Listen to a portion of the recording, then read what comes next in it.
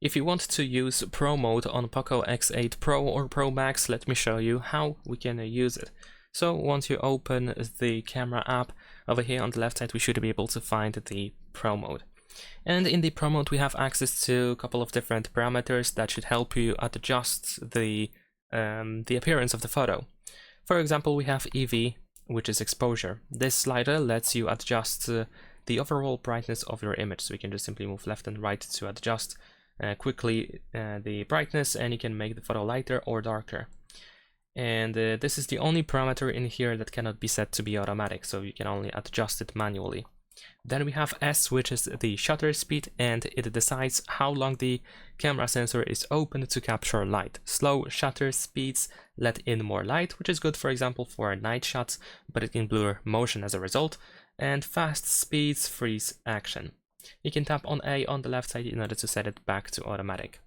Then we have ISO, and it controls how sensitive the sensor is to light.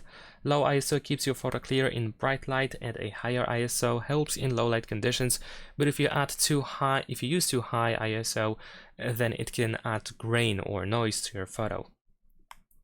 There we go. Then we have WB, which is white balance, and it adjusts the color temperature, so whites look white and colors look natural. If you use lower values, then you will apply cooler colors or bluish colors, and if you move to the right side, you will apply warmer colors or yellowish or orange-ish colors. And there is also F or AF, which is the focus or automatic focus. And of course, if you start moving it, then it's going to switch to the manual focus, and it allows you to set exactly what should be sharp in your photo. And there we go.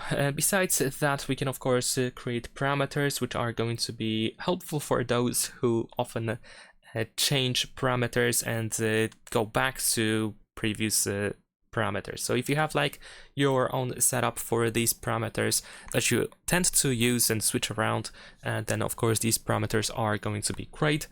Also, we have this icon over here which allows you to access even more additional parameters, like for the contrast, cyan and magenta color, and saturation, and so on and so forth.